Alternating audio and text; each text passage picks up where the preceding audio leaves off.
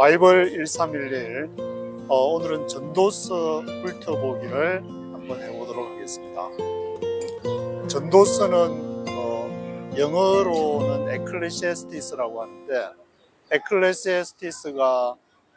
이게 이제 그리스에서 번역을 해가지고 이제 전도자라는 말로 번역이 됐는데, 원래는 히브리어로 코헬렛이라고 합니다. 코헬렛이라는 말이 이제 단어는 그 전도서가 12장에 걸쳐가지고 7번이 등장을 하는데, 그 등장하는 장소는 이제 세 군데에 등장을 하게 됩니다. 맨 첫 번에 1장부터 이제 1장 2절이 주요 구절이지만, 거기에 이제 코헬렛, 전도자라는 말이 나오고, 그 다음에 7장 27절에 또 여성형을 사용해가지고 코헬렛이라는 전도자라는 말이 등장을 하고, 마지막에 이제 12장 8절이 중심 구절인데, 거기에서 코헬렛이 또 3번을 등장해가지고, 그 장소는 3군데지만 전체 단어 숫자는 코헬렛이 7번, 7회가 이렇게 등장을 하게 되는데, 좀 특이한 것은 가운데, 딱 중간에 이제 가운데에 있는 7장 27절이 여성형으로 되어 있었다. 그래서 이 코헬렛이 보면 이제 전도자다. 어떤 때는 또 솔로몬, 다윗의 아들 중에 코헬렛은 없었으니까 그것이 솔로몬 아니었겠냐. 왜냐하면 2장에 그 솔로몬 왕이 직접 독백 형식으로 쭉 살아보니까 헛되고 헛되며 헛되고 헛되니 모든 것이 헛되도다. 그런 말이 이제 2장에 있으니까 이게 솔로몬일 거라고 그렇게 얘기하시는 분도 있고, 또 이게 솔로몬의 패러디를 그 당시에 이제 솔로몬만큼 부귀영화를 누린 사람이 없으니까 그 사람을 이렇게 문학적인 형식을 빌어와 가지고 얘기를 했을 것이다. 그렇게 얘기하시는 분도 계시고, 그 유튜브에 보니까 이제 전문가분 중에서 김순영 교수님이라고 이제 강의를 쭉 들었는데, 그 4년 전 강의인데, 그때는 한영대학교에서 초빙 교수라고 이렇게 직함이 되어 있는데, 그분 강의를 쭉 들으면은 조금 이렇게 이 전도서를 전문가답게 연구한 것이 이렇게 조금 있는 것 같아서, 저도 이제 책을 한번 구입해가지고 일상의 신학 전도서, 그 제목이 앞에 붙은 것이 이제 일상의 신학, 그 교리를 말하는 것이 아니라 우리 일상 속에서 나타나는 그 신학이 전도서에 나타났다는 그런 것을 이제 중심으로 쭉 그 설명을 해서, 제가 한번 강의를 들으니까 책을 읽고 싶어서 검색을 해보니까 아직 전자책이 안 나가지고, 전자책 나오면은 좀 이렇게 알려달라고 알람을 신청을 해놨는데, 그 김순영 교수 얘기를 이렇게 쭉 들어보게 되면은 본인이 직접 논문을 쓰려고 전도서를 하다가 정말 포기하려고 몇 번이나 생각을 했었다. 왜 그러냐 하면은, 이게 논문을 쓰고 깊이 연구를 하면은 전도서가 뭔가 획일적인 뭐가 딱 나올 줄 알았는데, 이게 맞는 줄 알고 막 연구를 해다가 하면은 또 그게 아니고 뒤집어 버리니까, 또 이게 아닌가 싶어서 또 가면은 또 그게 뒤집어져 가지고, 이게 전도서 안에는 서로 이제 대조되는 그런 말들도 많고, 대비되는 것들도 많이 나와가지고, 지혜로운 자와 우매한 자가 이제 대비되기도 하고, 악인과 선인이 대비가 되기도 하고, 그리고 이제 이 3장에 보면은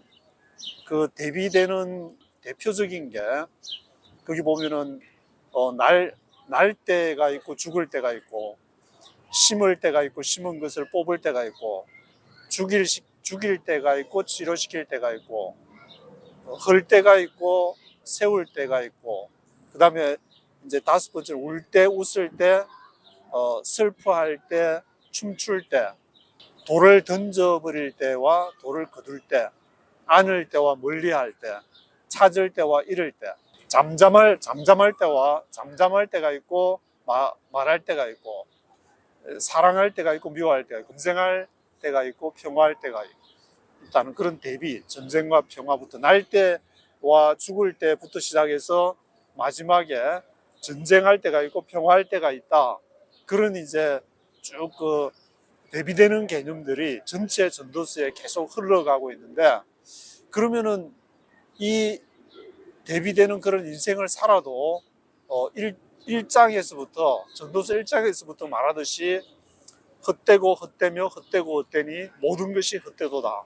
그게 이제 히브리어로 헤벨이라는 말인데, 헤벨이라는 말이 헛되다는 말이 38번이 나올 정도로 계속 그 헛되고 이게 대비되는 그런 삶 속에서 지혜자나 우매자나 악인이나 의인이나, 보통 의인은 축복을 받고 잘 돼야 되는데 이게 거꾸로 되는 게 있으니까 이거 어떻게 우리가 받아들여야 되나. 신앙생활 잘하고 하나님 잘 믿으면 축복받게 해야 되는데 그렇지 않다는 그러한 생각을 가질 수가 있습니다. 이것이 이제 극적으로 표현된 것이 바로 전도서라고 할 수 있는데, 이 지혜 전도서를 비롯해 가지고 이제 연관이 되어 지혜의 책이라고 할 수 있는 것이 바로 욥기, 잠언 두 가지를 같이 합쳐서 욥기, 잠언, 전도서를 지혜의 책이라고 이렇게 볼 수가 있을 것 같은데, 그렇다면은 이것이 가장 세계 중에서 기준이 되는 것이 무엇이냐? 그것이 잠언이 이제 31장 하루에 한 장씩 읽으면은 한 달 동안 읽을 수 있으니까 매일마다 그것을 잠언을 읽으면은 뭐가 이제 머리가 좋아진다는 말도 있고 좀 명철해진다는 말도 있지만, 그것을 잠언이 보통 어떤 트레디셔널한 전통적인 지혜의 책이라고 본다면 거기서 조금 빗나간 책이 욥기라고 이렇게 말할 수가 있을 것 같습니다. 욥이 이제 고난을 당하면서, 왜 의인이 고난을 당하냐? 그 엘리바스, 빌다, 소발, 나중에 이제 젊은 친구 엘리후까지 이렇게 해서 막 논쟁을 하는 그런 내용들이 많이 나오는데, 엘리바스, 빌다, 소발, 엘리후 얘기를 들어보면은 굉장히 맞는 말 같고 굉장히 괜찮은 말 같죠. 뭔가 체계가 있는 말 같지만 나중에 하나님이 손을 들어주는 것은 욥의 말. 욥은 끝까지 이제 자기가 옳다고 변호를 하는데도 그런 게 욥의 말이 옳다. 엘리바스한테 이제 가장 아마 연장자 같은데, 엘리바스한테 욥한테 찾아가서 예물을 바쳐가 나한테 제사를, 너가 욥한테 용서를 빌고 욥이 나한테 예물을 드리면 내가 용서해 주겠다. 그런 내용이 있고, 욥은 이제 하나님을 귀로서만 들어서 알았지만 이제 눈으로 이제 본다는 그런 고백을 하는 내용이, 그것이 조금 잠언에서 약간 비껴난 그런 내용이 잠언이라고 할 수 있고, 그런데 잠언보다도 더 이렇게 앞서 더 비껴나간 그런 책이 바로 이제 전도서라고 할 수 있는데, 이 전도서에서 말하는 그 내용이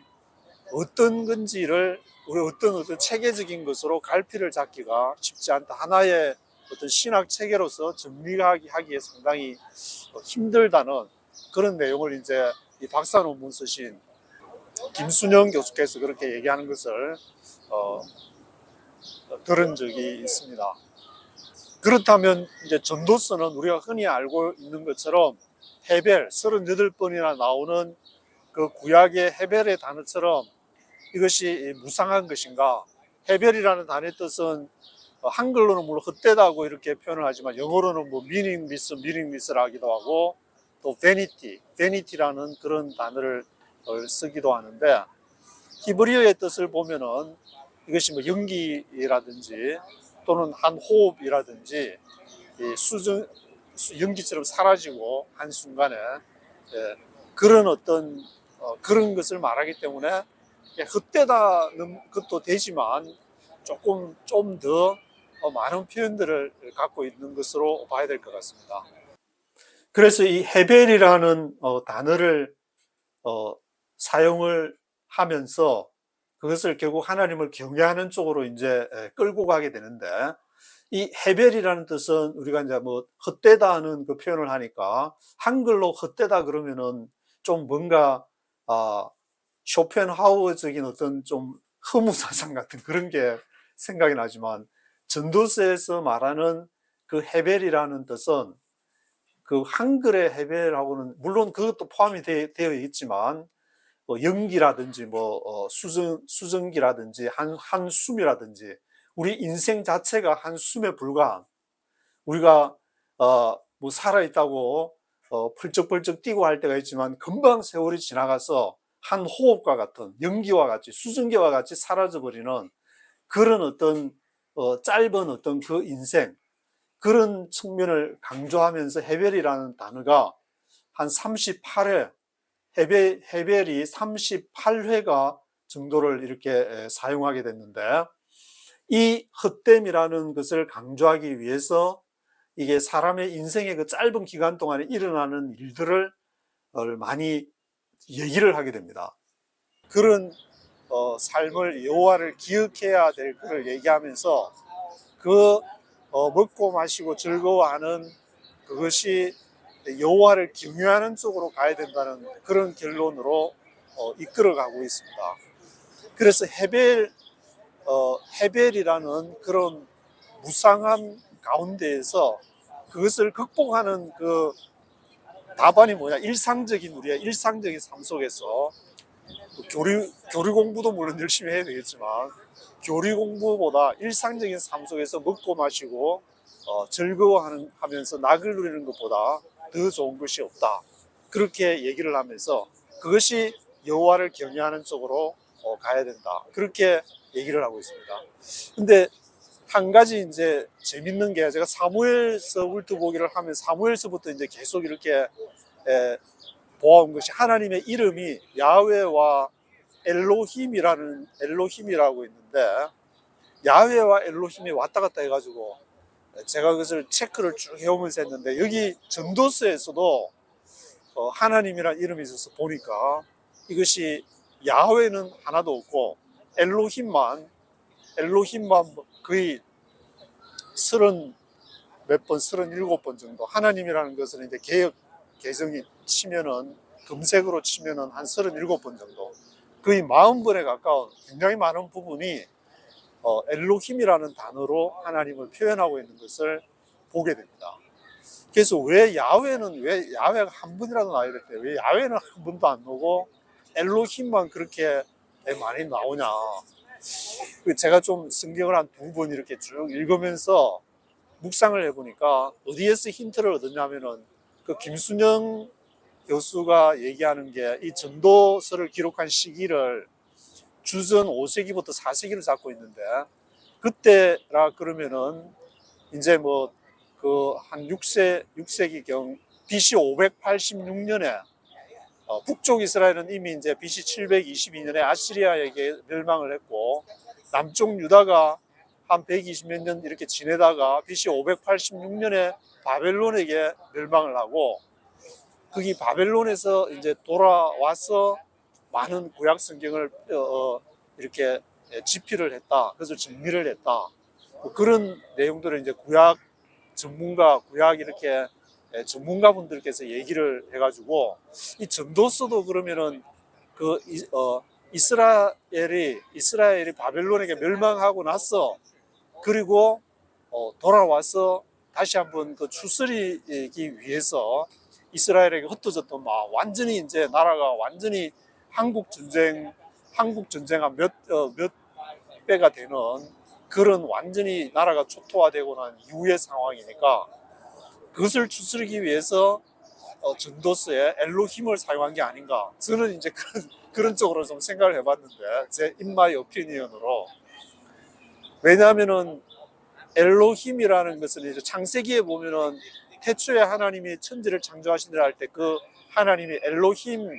엘로힘이라고 복수가 등장을 하게 되는데, 그 하나님들 엘로힘이 이 천지를 창조해 가지고 우리의 모양을 따라서 우리의 형상대로 사람을 짓자할 때 거기에도 이제 복수가 이렇게 창세기에 등장을 하게 되는데, 이 엘로힘을 얘기를 할 때는 그 복수라는 단어 자체에 복수라는 개념을 깔고 있고, 또 다른 민족들에도 신이 있는데 이스라엘 민족의 엘로힘, 그 하나님이야말로 우리를 하나님께로 이끄는, 여호와에게로 최종적인 그 하나님의 가장 본질적인 야훼에게로 이끄는 분이라는 그런 어떤 개념들이 많이 있기 때문에 이 흩어진 이스라엘의 민심을 다시 하나로 결집하기 위해서는 야훼보다는 엘로힘이라는 단어를 더 많이 이렇게 전도서에서 사용한 것이 아닐까. 야훼 많이 사용한 게 아니고 처음부터 끝까지 다 엘로힘만 사용을 했기 때문에 이렇게 이 전도서라는 것이 그 이스라엘이 앞으로 극복해 가는 그런 다시 이스라엘 민족성을 회복해가고 이스라엘이 다시 재건하기 위해서 정신적인 재건부터 모든 것을 하기 위해서 일상의 삶을 회복하면서 그 일상의 삶을 통해서 여호와를 경외하는 쪽으로 이끌어가기 위한 하나의 어떤 그것이 아니었는가, 생각이 아니었는가, 전도자의 기록이. 저는 그런 생각이 좀 들게 되었습니다. 그래서 뭐 이스라엘은 뭐 그렇다 치더라도 지금 뭐 자기 나름대로 하지만 뭐 이스라엘 가서 이스라엘 여기 있으니까 전도서 가지고 그 사람들 전도할 것도 아니고 저는 여기 이제 뉴욕의 공원에서 말씀드리고 싶은 거는 대한민국의 앞날, 한반도의 앞날에 대해서 이 성경을 가지고 계속 이제 고민을 해왔기 때문에 대한민국의 앞날 한국교회, 그 중에서도 특별히 한국교회가 바로 서기 위해서 이렇게 어떤 형식을 취해야 되는 것인가. 저는 지금까지 항상 좀 다양한 입장들을 신학이라는 것 자체, 교리라는 것 자체가 어떤 하나만 가지고 성경에서 이끌어낼 수 있는 것이 아니기 때문에 다양한 어떤 그 모습을 띄어야 된다. 그게 뭐 이단까지 인정하자는 그런 말은 아니지만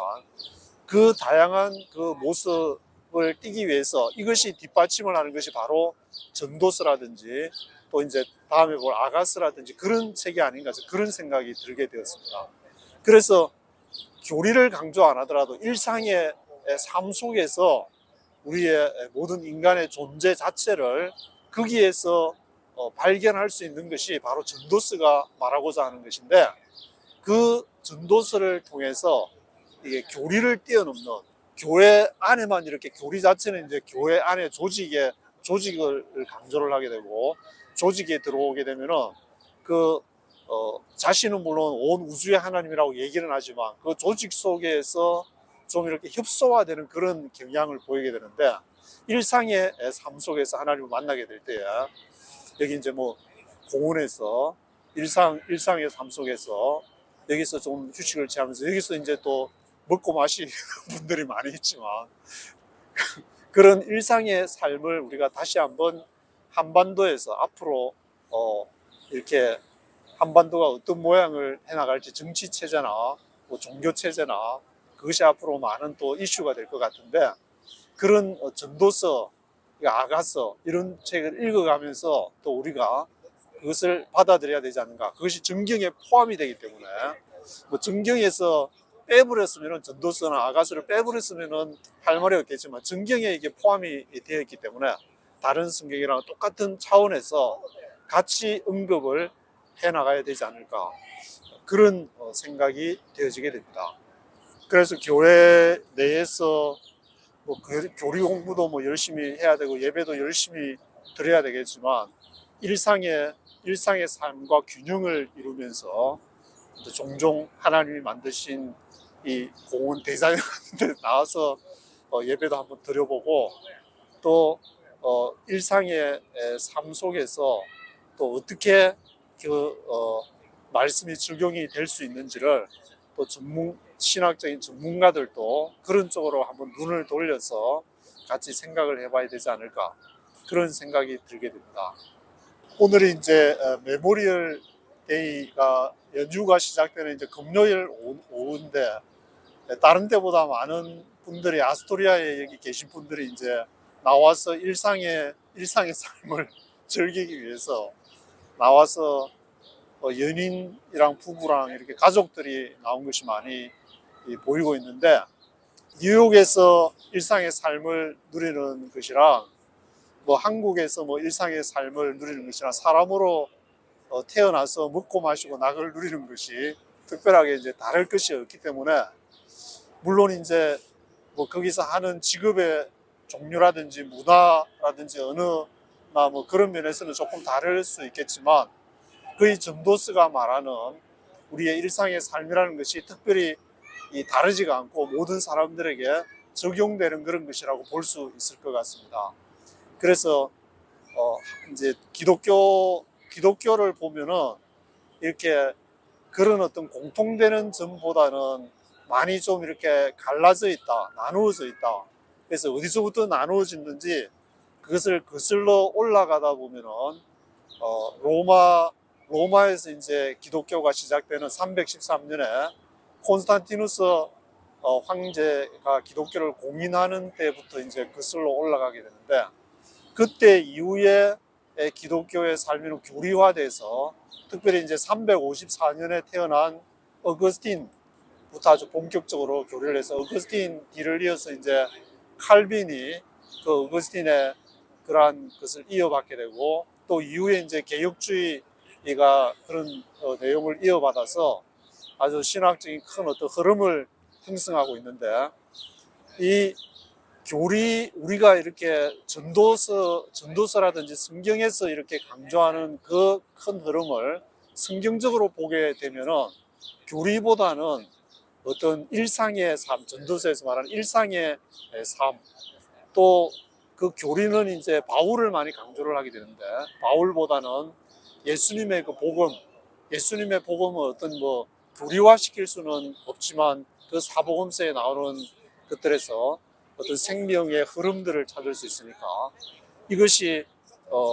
한국 교회가 앞으로 나아가야 될 중요한 방향을 형성하는 한 어떤 지침이 될 수 있는 것이 아닌가, 그런 생각이 들게 됩니다. 이 전도서나 아가서나 그런 책들이, 우리가 흔히 생각할 때 이제 자녀 교육이나 그런 걸 생각하면은 애들에게 이제 앉혀놓고 확실하게 다 교육을 시키고 그냥 딴짓 못하게 그냥 딴 생각 못하게끔 교리를 열심히 가르쳐주면은 애들이 잘 자랄 거라고 생각을 하지만, 제가 미국에서 한 30년 이렇게 지내면서 한국 교회 애들과 그 2세들의 신앙생활 하면서 이제 학교 가고 하는 것들을 보게 되면 그게 아니다라는 생각이 요즘에 들게 되는데, 왜냐하면 열심히 신앙생활하고 하더라도 주로 이제 대학 가면 다 떠나니까 교회를 떠나는 쪽으로, 남는 사람은 열에 뭐 한두 명 정도 남을까, 다 그냥 떠나는 것이 왜 그럴까? 교리를 잘못 가르쳐 줄까? 열심히 가르치는데 교회에서. 그것이 바로 이런 성경에 나오는 있는 그대로 우리가 생각할 때 참 애들한테 이거 가르쳐 가지고 좀 뭐가 이게 뭐 돈이 뭐가 될까? 뭐 이게 좀 뭔가 효과를 볼 수 있을까? 그런 생각이 들지만, 성경의 그 전체 흐름에서 맞다고 하면은 그것을